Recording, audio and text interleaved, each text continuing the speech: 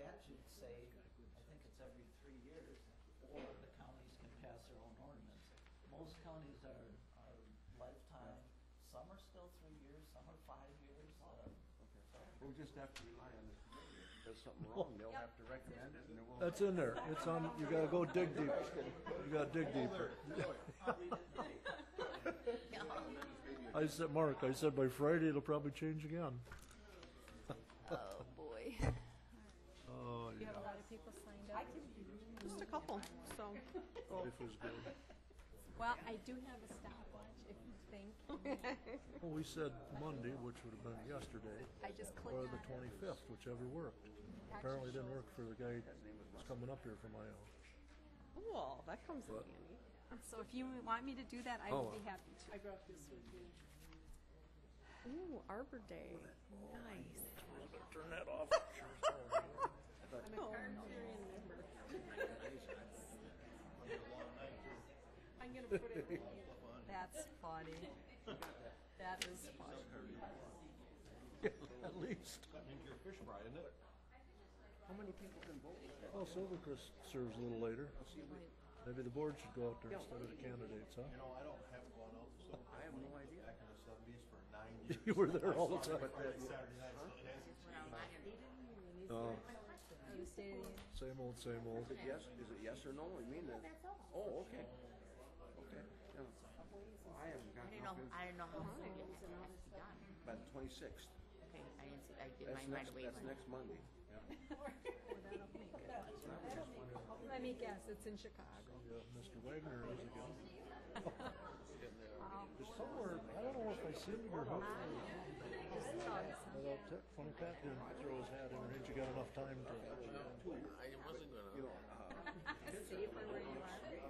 So I just needed to sign that and send it back to Fox Valley Workforce Development, right? yeah, that's what we're here. That's all. Gave Michelle something for me that said sign here and Fox Valley Workforce.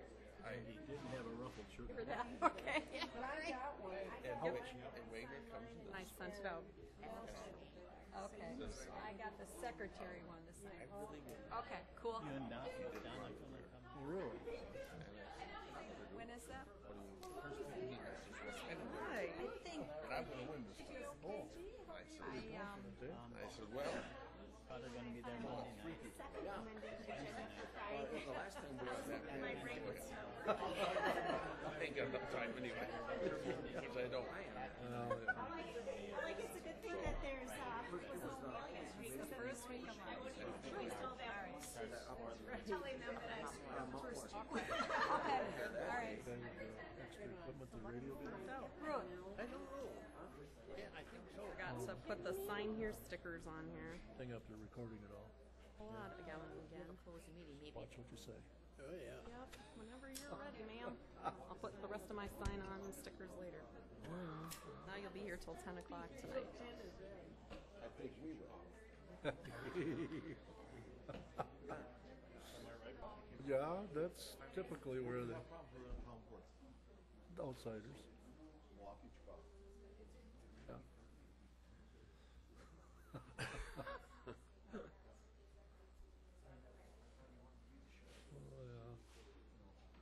Oh, yeah. Okay. Now he's retired. Okay. It's up to you. I think you have to have something to do. Robert's rules doesn't allow it. And the state law doesn't give you an opinion one way or another.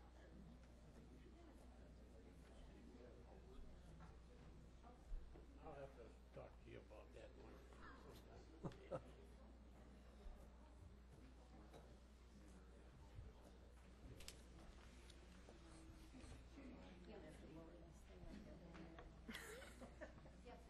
Just don't do it on her head. I like that guy that we didn't take from the east there.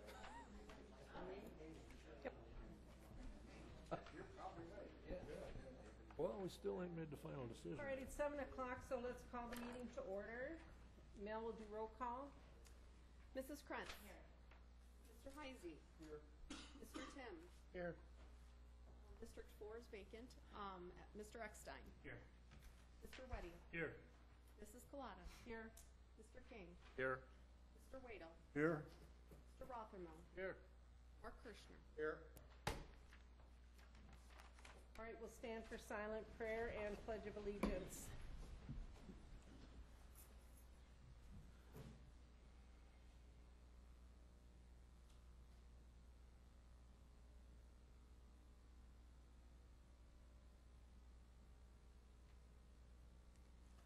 I pledge allegiance to the flag of the United States of America and to the republic for which it stands, one nation, under God, indivisible, with liberty and justice for all. Amen. All right, we need an approval of the agenda. I will so move. Motion by Waito, Second motion. second by Weddy. All in favor? Aye. Opposed, same sign.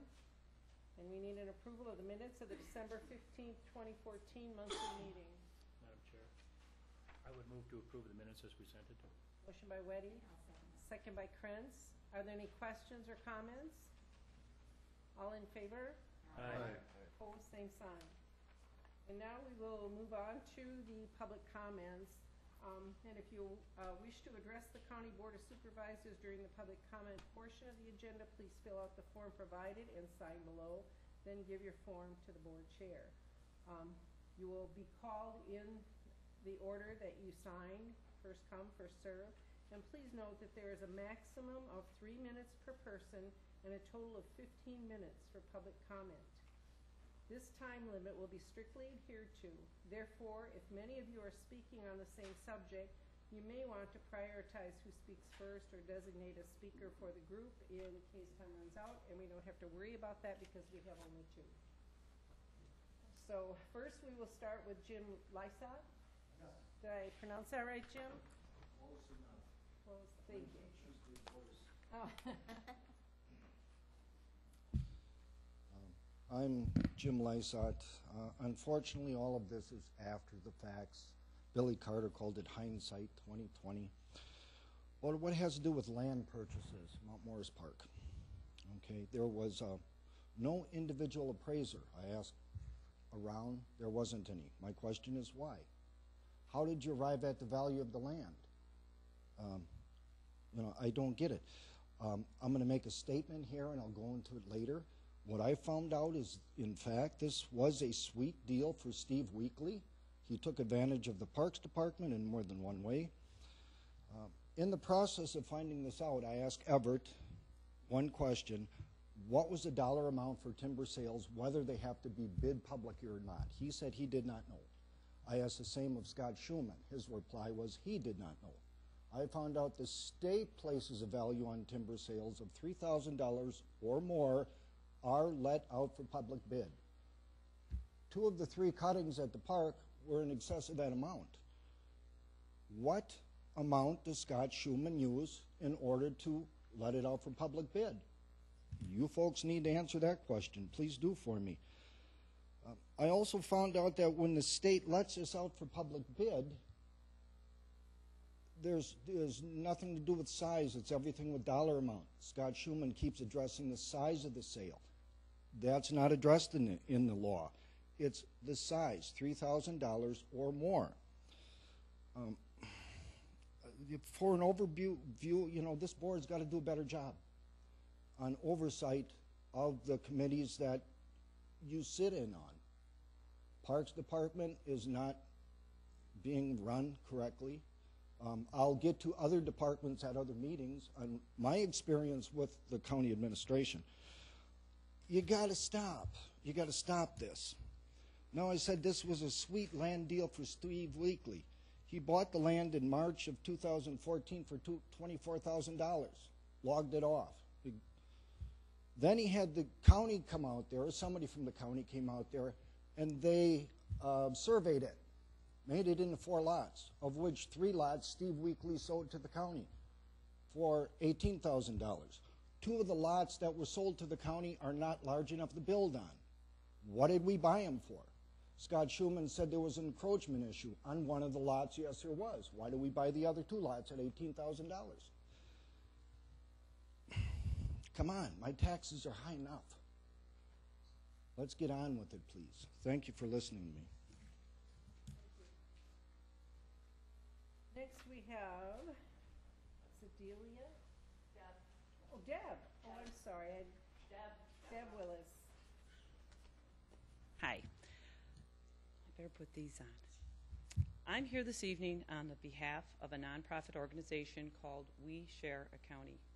We are a body of people and volunteers with a purpose to promote and stimulate volunteerism here in Waushara County.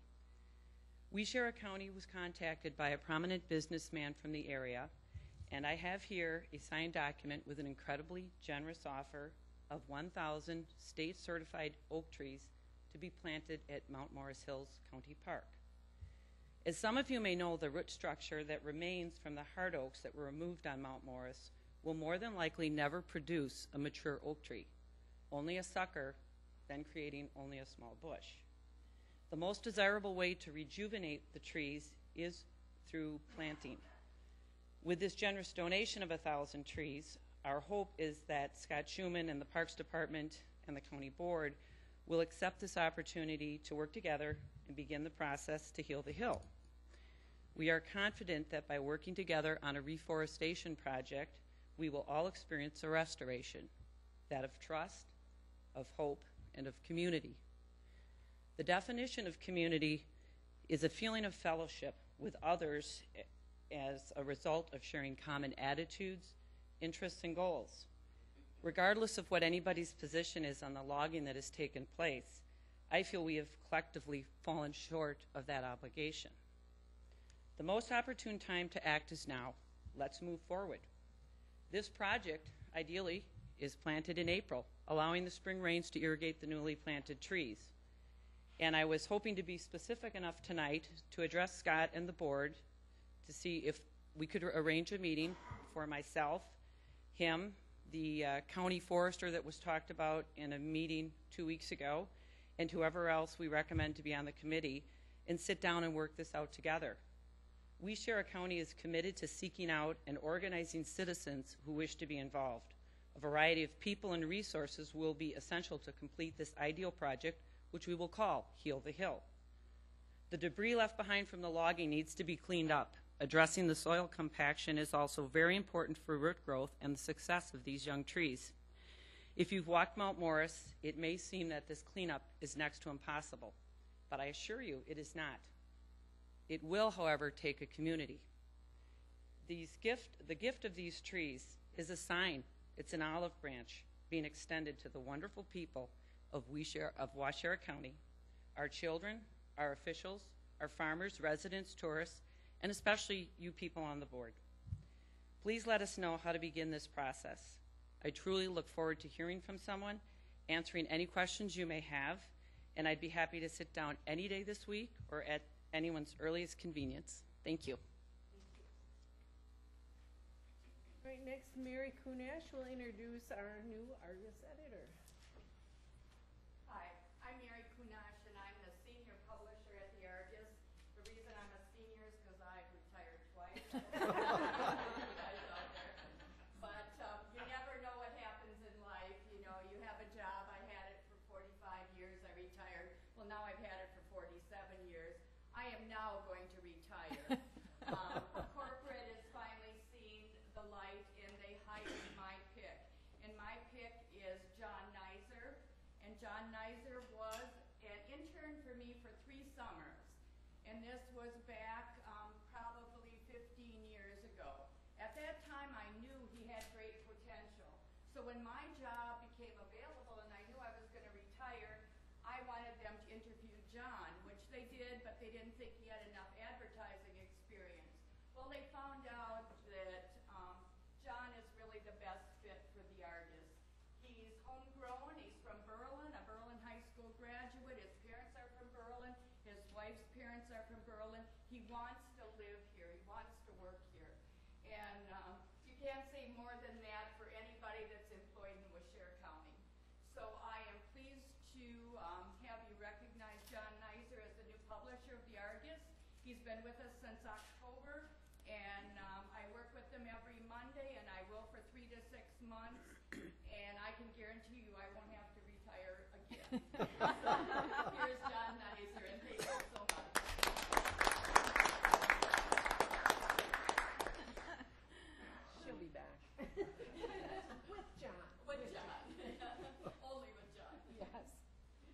Okay, we move on to old business, and we have a consider possible action on the following resolution. Resolution number 30-10-14A, adoption of the Sheriff County Farmland Preservation Plan 2014. Motion by Eckstein to approve. And I'll second his motion. Okay, second by Krenz. Are there any questions or comments concerning the resolution? Hearing none, all in favor? Aye. Opposed? And now we'll move on to new business, and we have reports and presentations, and we'll start with the Sheriff's Department annual report. Sheriff Jeff Nett and his staff. Good evening, everybody. First, I'd like to introduce my new Chief Deputy, Kurt Olson. Many of you know Kurt's been with our department for a lot of years, and I'm glad he's the new Chief Deputy. So, before I get into my annual report, though, I do want to brief the county board as to an incident that occurred yesterday afternoon. Several years ago, our court dealt with an individual who lives in Brookfield, Wisconsin, but has a cottage at Crystal Lake in northern Marquette County. After that incident, the subject was sentenced, and yesterday he made some threats that Marquette County was made aware of. Kurt worked all day with Marquette County to keep apprised of the situation. The threats involved this person coming up and shooting our district attorney and our judge. Middle of the afternoon, while Marquette County was trying to make contact with the individual, a high-speed chase ensued, and the chase came up Highway 22 into our county. As soon as we were made aware of this, several of us left the office along with the staff that was out on the road. We got involved with the chase, and I asked that the county courthouse be put into a lockdown situation because we believe that the individual is heading towards the courthouse to follow through on his threats. The chase came up to our county. The vehicle ran over spikes set up by the city of Watomos or down by the Dakota Town Hall on Highway 22. Chase came into the city, and the individual ran around stop sticks that we had deployed by one of our deputies at the corner of Cambridge and Division, or Scoops Corner. By this time, we had several of our deputies at places around the courthouse to protect the entrances, and the chase continued north on Cambridge, turned east onto Main Street with our units and deputies from Marquette County following the individual. They continued east on Main Street and out of the city, and continued on Highway 21. 21 and 22nd Avenue, the individual went around the 4-lane area there by 22nd Ave to avoid stop sticks set up by the the village of Red Granite Chief. Chase continued on at high speeds on 21 all the way into Winnebago County. In the city of Amro, we lost the individual, and we immediately had our people come back into the county to see if the individual would circle around, come back into the county. We maintained the lockdown of the courthouse until the chase was past Red Granite. At that time, I came in, and between Deb and I, we opened up the courthouse again and resumed business as normal, but Kurt and I stayed with the judge and the district attorney, and we made plans for their security. At a little bit before 5 o'clock, we were notified that the Brookfield Police Department did have the subject in custody, and Marquette County made immediate arrangements to go down and pick him up last night. He's been in the Marquette County court system today. There's been a bond assigned, and we are also referring charges for the chase part that occurred in our county. Talked with Deb, talked with Ruth today. It was a situation at the time I was more than in the back of my mind, and Kurt talked about this too, that we felt the individual was heading for the courthouse and he was intending on carrying out his threat. Although the judge and the district attorney were targeted, in the past these types of situations have led to the fact that anybody that's in the way of this type of an individual carrying out his threat are more than likely targets also. So the potential was our grave concern to us. At this time, we're keeping track of the situation, and if the individual does get out on bond, we're going to look at stepping up on some security plans that we've discussed within our office. That's the situation that occurred. I think from the lockdown procedure, we realized there's some things that we need to do and some fine tuning of the details that we got, but all in all, I think it went well. And I don't know what comments you've heard from the staff in the courthouse today, but the ones I heard were generally positive. So that's what occurred yesterday afternoon, and it's still a fluid situation as far as the court and court proceedings and that, so I won't get into any more specific details about it, but that's what occurred. So with that being said, I have my 2014 annual report, so Deb, if you would be so kind. I don't know what happened to the projector because this is a white screen with blue letters, so just to let you know, the yellow wasn't my idea. You will see that I have listed our administrative staff, myself, Kurt, Jail Administrator, Lieutenant Wittig, Patrol Lieutenant Vaccaro, and then Emergency Management and Courthouse Security, Lieutenant Piaski. A year ago at this time, none of those people had held those administrative positions.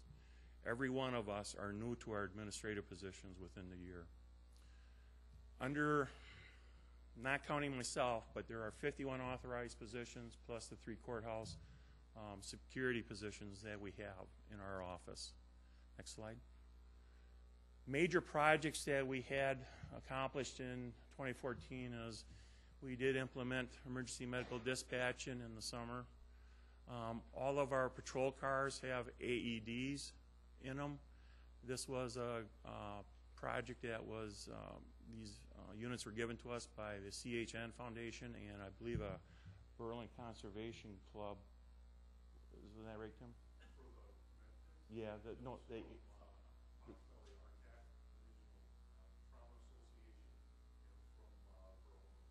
what about the AEDs though? EMS and CHN. Anyway, we got them in the cars.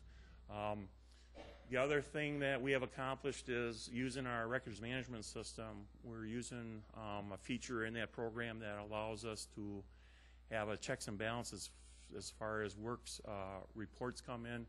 We have the ability of keeping track, and if there's something that needs to be returned to the individual that made it, we can do so, and we can keep track of all those reports. We have updated our field training programs for all the road staff, jail staff, and dispatch. We have what we believe is the latest and up-to-date programs for all of our new people. Electronic filing of all referrals to the district attorney's office. Now, instead of bringing over a stack every Monday morning of papers about 3 or 4 inches thick, we're doing it all electronically. Our records management system hooks up through the state, and everything can populate in the district attorney's office by a matter of some keystrokes. We've been working on improving our partnerships with all of our working partners, and one of the things that is kind of nice for us, and the public has the ability of going onto a website. I've got the address listed on the bottom there. It's rather long. If somebody wants it, they can contact me and get it. But all of our crash reports are entered into a statewide database through the Wisconsin DOT. If you go to the next slide, Deb, you can see, you can look up your area of the county, you can look up the whole county, you can see where the different crashes occurred. They're broken down by fatality, the 3 classes of injuries we have, and property damage class. All of our car deer crashes are listed as property damage, and this is a nice feature that we can use, and eventually, after we get a few years worth of data entered, we'll be able to use this and go back and we can determine areas of high crash rates and areas that we need to pay attention to. It also helps out the highway department when they get requests for speed limit changes or concerns about certain road segments. Next slide. Our civil process division, we served over 915 papers last year. With that, we were able to collect fees of over $26,000. We serve papers for the district attorney's office, but we don't charge for those. But that would have been the cost of papers if they were for anybody else. All of our deputies serve papers like summonses or complaints of those types of papers. But I do handle the more involved paperwork such as writs, replevins, and sheriff sales. That's something I carried over from Dave is kind of one of those things that our road people are busy enough, and it's something that I can do. And some of them are quite involved, and in order to complete them properly, I work with Sally to make sure that we complete those writs in the proper manner. Next slide. Our 911 center, anytime somebody calls the sheriff's department, they are getting through to our 911 center. We had a total call volume of over 45,000 calls. Of that, over 39,000 for administrative calls. Somebody calling to talk to one of our people, somebody calling to report a non-emergency situation, somebody asking for information. That averaged out to over 112 calls per day. Our 911 calls were over 6,000. It was an average of 17 calls per day. And we've broken it down. We have two systems that handle 911. The wire line, or what we refer to as a landline, is the old cell or the old phone that everybody has in our house, coming far and few in between. We had over 2,000 calls that came in on that system.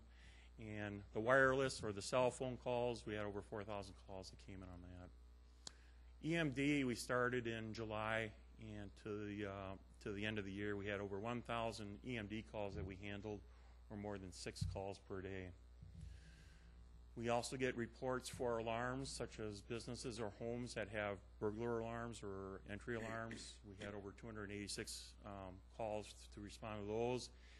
And traffic stops are all handled by our dispatch center, and between our deputies and the village officers, we had over 6,000 traffic stops that were handled by our dispatch center. Excellent. Our records management system generates and assigns a case number every time an incident occurs. And this case number is the basis for everything we do. All the reports are tied into it, and it kind of becomes like the index number that we use for everything involved with our work. Those case numbers are assigned for calls for service, complaints that we take, traffic stops, traffic crashes, pretty much anything anytime we have contact with the public, we assign a case number to it, and that's how we can keep track of our daily work. Deb? Jail bookings. The one figure that is not on this slide, but Lieutenant Wittig had run the daily jail population for us, and for 2014 our average daily population was 78 inmates. At times I look back and when I was checking the numbers, and in September we had over 100 inmates that we had in our jail at the time. For 2014 we had 1,202 inmate bookings. These were people that were brought in for arrests, and they were booked into the jail. Over 900 males and over 300 females. Majority of, well, I shouldn't say majority of those, but of those, the more serious charges are our felony charges. We had 168 felonies booked in, and we had 705 misdemeanors. And there were also other charges for other types of incidents that we had people booked in. Our busiest times are Mondays and Tuesdays, and the busiest times are in the afternoon on those 2 days. And that coincides with people that are brought in on the weekends or arrested on the weekends. Mondays and Tuesdays are usually bail hearings and times for them to make arrangements to get out of jail. And Tuesdays are usually what we call summons returns dates, when individuals are summoned into court for other crimes and misdemeanors, where they come in and go before the judge for bond hearing or initial appearances, and they do require to be booked in. So that kind of shows when we're our busiest of the 7 days. Next. Our drug investigator, Nate Klepecki, has been on the job since I believe middle of the spring, And his activities for the year, we had 10 related drug search warrants we executed. Those were the types of drugs that we encountered. We had 5 marijuana grows that we took care of. We had 3 adults and 2 juveniles that were arrested for those marijuana grows. We seized approximately $2,000 from drug dealers. 11 suspects were arrested for sales or delivery of narcotics, and we seized that amount of marijuana. And the one crime that involved us working with the U.S. DEA was a case where a doctor who was now living in Wapaka but was working in Watoma here was arrested for illegally prescribing Adderall. DEA will, generally you don't see DEA unless it's a fairly large amount of quantity, or fairly large quantity of drugs involved, but their latest emphasis has been doctors illegally prescribing meds, and DEA will come up at the drop of a hat if it involves a doctor with an illegal prescription, like in this case. Next. Our traffic statistics shows the different crashes we had. We have a lot of cardiac crashes, almost as many as regular crashes. We had over 1,700 traffic citations. These are basically moving violations or equipment or driver's license violations that we cited. We had 194 ordinance citations. These are ordinance people violating county ordinances that were cited by our people. By statute, we have DNR authority, and we did issue 29 DNR citations. The majority of these were from the boating activities or from our boat patrols this summer. We had over 105 OWI arrests, and we had over 900 warnings that we issued. Next. We had 517 people that were referred to the district attorney's office for criminal charges. Some of these were referred more than once. We get repeat offenders, and they'll be referred for a new set of charges, but that would still count as another referral. We had over 879 criminal charges that we referred, and this includes criminal traffic such as OWI, operating after revocation, those types of heavier traffic crimes. That gives a summary of the different offenses that we had. If you want to go to the next slide, Deb. And then some more, the assisting other agencies. We assist the village police departments, we assist the DNR, we assist the state patrol in our county. We have other agencies that come in and we assist them, and those were part of that 230 agency assists.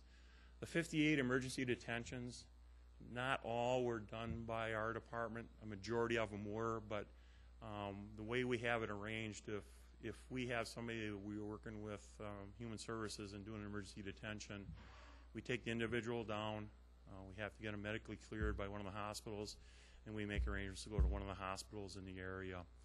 If a village officer has somebody with an emergency detention, we usually have that village officer go with the person, get them medically cleared, and then when that person's medically cleared, we will send a deputy or a special deputy to transport that person to a hospital. But with all emergency detentions, we have to bring them back to the court within 3 days, and so everybody that is taken on emergency detention, there's always a return trip, and sometimes a couple of trips are involved. So that's a little bit of an explanation of those 58 emergency detentions. Search warrants. We had 60 search warrants that we executed when we resulted in charges being made. We had 20 search warrants that were filed, but no charges were made or were still pending. We had 8 subpoenas for electronic records. This is becoming a larger part of our workload. Cell phones, computers, there's all information on those that we try to obtain to make our case. A lot of threats, a lot of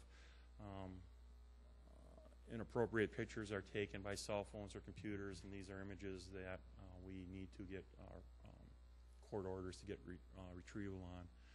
We had a total of 12 subpoenas for electronic records, so that kind of gives a summary of what we've got. One of the things that, and I'm sure you do also notice it, but every time you get emails, and I get hundreds of them, And a lot of times you get emails that they always sign off with their name, their address, or whatever, but they always have a saying on them. Some of them always sign off with a joke. Some of them sign off with a saying that it's kind of stupid, or you don't know what makes sense. Some of them are appropriate. The sheriff that retired from Portage County, John Sharowitz, always signed off with his emails. If you want to go to the next slide, Deb.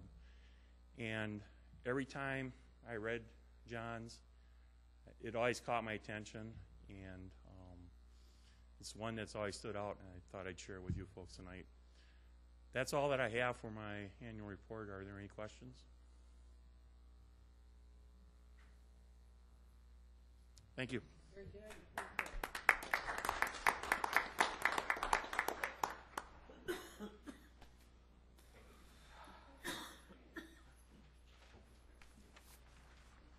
We need a motion to convene to close session pursuant to 19851C Wisconsin statutes to review the Highway Commissioner recruitment process. Motion by Eckstein. I'll second. Second by Weddy. And we need a roll call vote. Mrs. Krantz. Yes. Mr. Heisey. Yes. Mr. Tim. Yes. Mr. Eckstein. Yes. Mr. Weddy. Yes. Mrs. Plata. Yes. Mr. King. Yes. Mr. Wadel. Yes. Mr. Rothermere. Yes. Mr. Kirschner. Yes. We're in closed session.